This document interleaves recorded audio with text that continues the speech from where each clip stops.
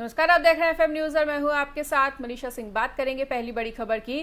प्रधानमंत्री नरेंद्र मोदी का आज जन्मदिन है। वहीं पीएम मोदी आज 72 साल के हो चुके हैं। इस मौके पर देश के लिए आज का दिन काफी ज्यादा ऐतिहासिक रहने वाला है और पीएम मोदी आज अपने जन्मदिन पर मध्य प्रदेश का दौरा करने जा रहे हैं।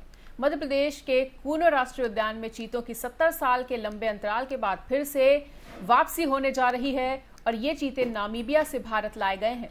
पीएम मोदी इसके बाद मध्य प्रदेश के श्योपुर जिले के कराहल में स्वयं सहायता समूह के एक सम्मेलन में भी हिस्सा लेंगे और अपना संबोधन देंगे।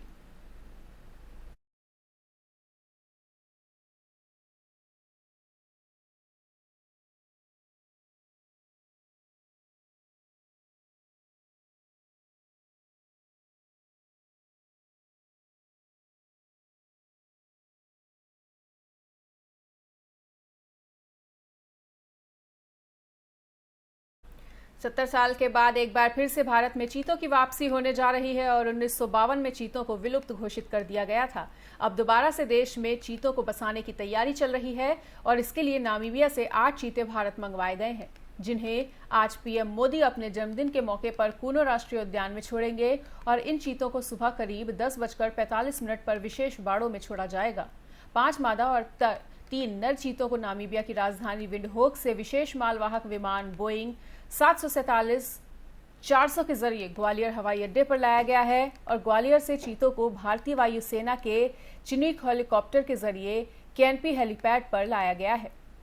केएनपी लाए जा रहे चीतों में से 5 मादा की उम्र 2 से 5 साल के बीच, जबकि नर चीतों की आयु 4.5 साल से 5.5 साल के बीच बताई जा रही है।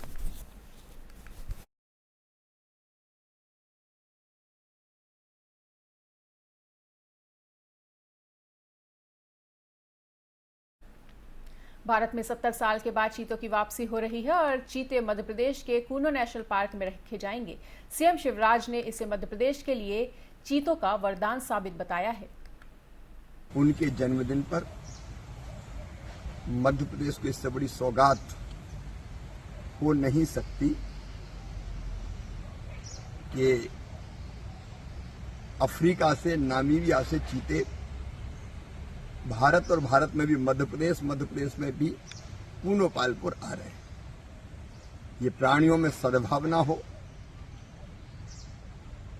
चीता समाप्त हो गया था, चीता को फिर से पुनर्स्थापन करने का ऐतिहासिक काम हो रहा है। इस सदी की वाइल्ड लाइफ की सबसे बड़ी घटना है ये, और इससे मध्य प्रदेश विशेषकर उस अंचल में टूरिज्म बहुत तेजी से बढ़ेगा।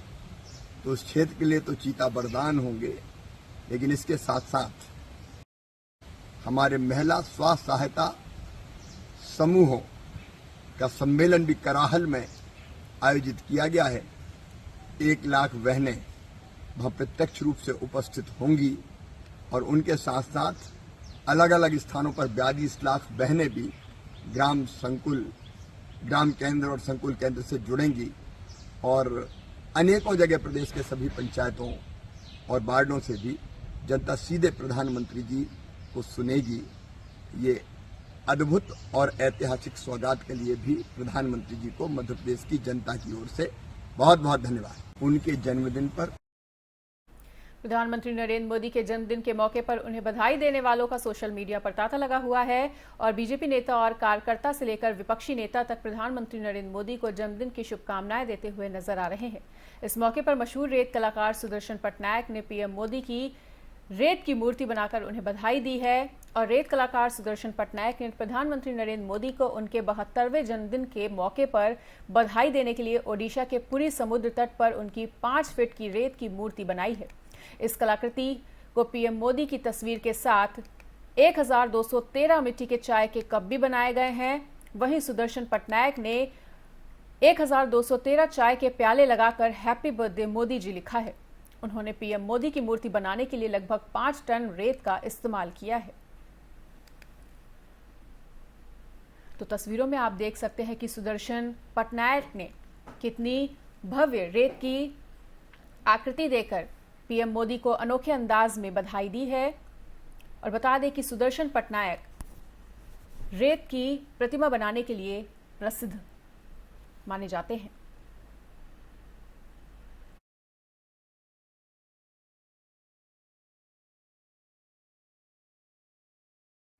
स्वास्थ्य व्यवस्था को लेकर बोले बिहार के डिप्टी सीएम तेजस्वी यादव ने यह बड़ा बयान देते हुए कहा है कि स्वास्थ्य मंत्री अनुपस्थित रहे तो बवाल हो जाता है और डॉक्टर सालों साल गायब रहते हैं, उनका क्या। और आप देखिएगा कल ही एक ज्ञापन में छपा है कि लगभग हम सभी चिकित्सकों से कहना चाहेंगे, डॉक्टरों से कहना चाहेंगे, भाई अच्छे से काम कीजिए, आपको जो है सरकार पूरा मदद करेगी, पूरा सहयोग करेगी, सम्मान करेगी, आगे बढ़ाएगी। लेकिन कई बार होता है कि डॉक्टर जो है अनुपस्थित रहते हैं, गांव गली में जो जाते नहीं, उसका लगभग जो है आंकड़ा आप देखिएगा 700 के पार है जो डॉक्टर जो अनुपस्थित रहते हैं। तो हम तो भाई अगर मरीजों का इलाज नहीं होगा, डॉक्टर नहीं होगा, तो हम लोग कार्रवाई करने से बचेंगे नहीं, हम लोग जरूर कार्रवाई करेंगे, दंडित करेंगे। ये नीतीश जी की सरकार है, महागठबंधन की सरकार है, कोई अगर बेईमानी करेगा तो उसको बख्शा नहीं जाएगा। उस दिशा में हम लोग जो है काम कर रहे हैं। अभी तरह तरह का अस्पताल पीएमसीएच का बन रहा है, आधारभूत संरचना कार्य युद्ध स्तर पर जो है वो चालू है। और जितना मशीन है, चाहे एक्सरे का हो, लैब जांच हो, जितना एमआरआई हो, हम लोगों का प्रयास है कि अस्पतालों में जो है हम लोग कराने का काम करें, लोगों को बाहर जाने का जरूरत ना पड़े। तो इन सारे दिशाओं में जो है हम लोग काम कर रहे हैं। और पब्लिक हेल्थ मैनेजमेंट कैडर जो विभाग में मानव संसाधन की पूर्ति के अंतर्गत कार्रवाई जो है वो प्रारंभ कर दी गई है। इस साल अंत तक जो है पब्लिक हेल्थ मैनेजमेंट कैडर का सृजन कर लिया जाएगा और इससे युवाओं और बेरोजगारों को नौकरी के अवसर मिलेंगे और एम्प्लॉयमेंट अपॉर्चुनिटी है। अब वार्ड वाइज आशा कार्यकर्ता जितना है उनका चयन किया जाएगा वार्ड वाइज।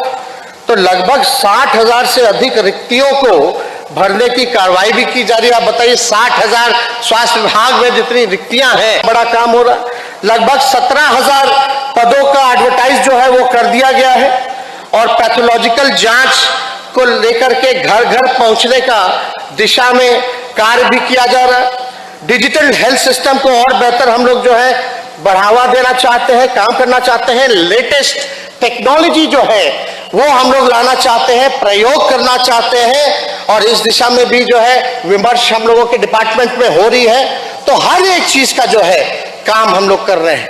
और आप देखिएगा दिल्ली के उप मुख्यमंत्री मनीष सिसोदिया ने सरकार पर एक बार फिर से हमला बोला है और शनिवार सुबह उन्होंने एक ट्वीट में कहा कि पहले इन्होंने सत्येंद्र जैन को गिरफ्तार किया, लेकिन कोर्ट में उनके खिलाफ कोई सबूत नहीं है।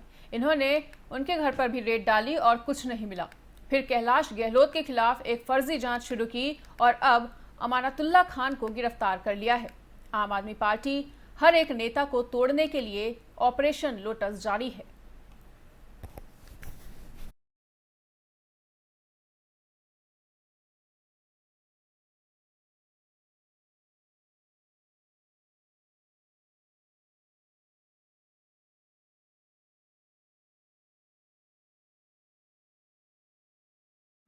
आम आदमी पार्टी के विधायक अमानतुल्लाह खान की मुसीबतें कम नहीं होती हुई नजर आई हैं और शुक्रवार को खान के ठिकानों पर एंटी करप्शन ब्यूरो की टीम ने रेड मारी थी और जांच वो की जा रही है। जानकारी के मुताबिक अमानतुल्लाह के घर पर 5 ठिकानों पर रेड की जा रही है और जांच टीम ने अमानतुल्लाह से पूछताछ के बाद रेड की है। ये पूरी कार्रवाई वक्फ बोर्ड से जुड़े मामले में की जा रही है और बताया गया है कि रेड के दौरान अमानतुल्लाह के ठिकाने से विदेशी पिस्टल ब्रेटा बरामद की गई है। इस पिस्टल का लाइसेंस नहीं है और बताया गया है कि ये पिस्टल अमानतुल्लाह के बिजनेस पार्टनर हामिद अली के घर से मिली है। साथ ही 12 लाख रुपए कैश भी मिला है। टीमें यहां जामिया ओखला गफूर नगर में रेड कर रही हैं। वहीं इस पूरे वारदात के बाद अमानतुल्लाह खान ने ट्वीट किया है। उन्होंने लिखा है कि एसीबी की पूछताछ के लिए एसीबी दफ्तर बुलाया गया है और पीछे से मेरे घर वालों को प्रताड़ित करने दिल्ली पुलिस को भेजा गया है। एलजी साहब, सच को कभी आंच नहीं आती है, याद रखिएगा। आगे उन्होंने ये भी कहा कि मुझे इस देश के संविधान और न्यायपालिका पर पूरा भरोसा है। अमानतुल्लाह खान ने यह भी आगे कहा है कि 2020 मेरे ऊपर एफआईआर की गई थी और पूछताछ वाले कहते हैं कि मेरे ऊपर प्रेशर है।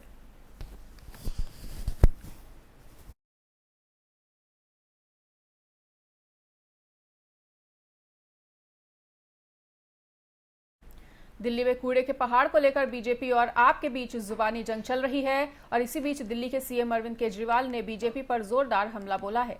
उन्होंने बीजेपी पर आरोप लगाते हुए कहा है कि बीजेपी दिल्ली को कूड़े की राजधानी बनाना चाहती है और आगे उन्होंने क्या कुछ कहा वो भी सुनिए।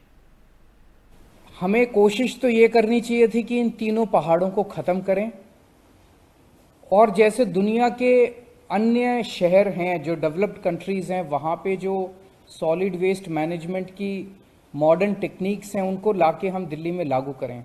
हमें कोशिश तो ये करनी चाहिए थी, वो ना करके आज ये तीनों पहाड़ों की स्थिति ऐसी है कि हजारों करोड़ रुपए खर्च करने के बाद भी इन पहाड़ों की डेली हाइट बढ़ती जा रही है कम होने की बजाय।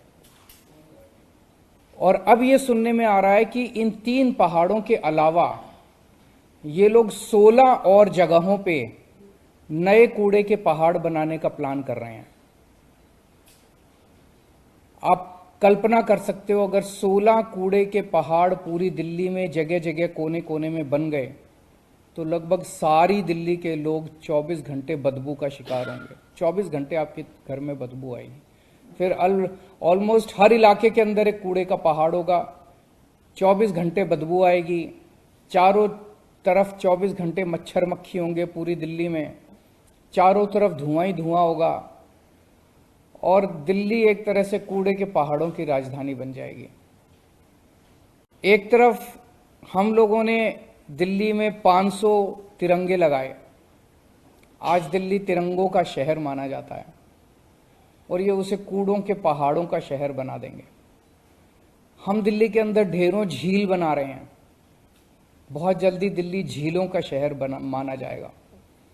हम दिल्ली के पार्क्स और गार्डन्स को बहुत बड़े स्तर के ऊपर डेवलप कर रहे हैं। कोई भी दिल्ली में आएगा तो देखेगा खूबसूरत पार्क और गार्डन्स होंगे, दिल्ली पार्क्स और गार्डन्स का शहर माना जाएगा और ये कूड़े के पहाड़ों का शहर बना रहे हैं। आज दिल्ली अपनी शिक्षा और स्वास्थ्य सेवाओं के लिए विश्व भर में मानी जाती है और ये लोग इसे कूड़ों का पहाड़ शहर बनाना चाहते हैं। मैं समझता हूं कि दिल्ली वासी भी इससे बहुत नाराज होंगे और देशवासी भी नाराज होंगे अगर देश की राजधानी को इस तरह से कूड़ों का पहाड़ बनाया गया। हम इसका सख्त विरोध करते हैं और मैं समझता हूं सभी दिल्ली वासी जो है इसे बिल्कुल किसी भी हालत में 16 नए कूड़े के पहाड़ कबूल नहीं करेंगे और जो मौजूदा 3 पहाड़ हैं वो तीनों पहाड़ भी ख़त्म होने चाहिए। दिल्ली देश की राजधानी है और केवल दिल्ली वासी नहीं पूरे देश के लोग चाहते हैं कि दिल्ली एक खूबसूरत शहर हो, सुंदर शहर हो। दिल्ली वासी चाहते हैं कि सुंदर होगा तो उनको अच्छा लगेगा, वो अच्छे वातावरण में जी पाएंगे। देशवासी चाहते हैं कि बाहर से कोई भी आए तो उन्हें लगना चाहिए कि एक अच्छे देश की अच्छी राजधानी में गए हैं। लेकिन दिल्ली के अंदर पिछले कुछ सालों में हमने काफ़ी इम्प्रूवमेंट किए, शिक्षा के क्षेत्र में, स्वास्थ्य के क्षेत्र में, बिजली के क्षेत्र में, पानी के क्षेत्र में, लेकिन सफाई बहुत ख़राब है। चारों तरफ कूड़ा ही कूड़ा है दिल्ली के अंदर, बहुत ज़्यादा कूड़ा है जिसको लेके थोड़ी शर्म भी आती है सबको कि हमारी दिल्ली इतनी गंदी क्यों है। और ख़ासकर ये जो 3 कूड़े के पहाड़ हैं, भलसवा, गाजीपुर और ओखला, ये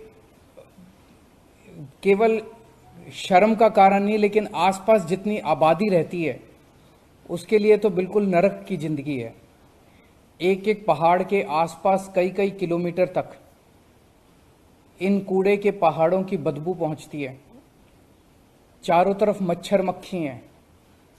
इन पहाड़ों पे जब तब आग लग जाती है उसका धुआं चारों तरफ फैलता है। अगर आसपास के लोगों से पूछें तो एक तरह से उनकी जिंदगी जो है वो नरक बन चुकी है। और फिलहाल इस वक्त के बुलेटिन में इतना ही। प्रदेश और दुनिया की बाकी खबरों के लिए देखते रहिए FM न्यूज़।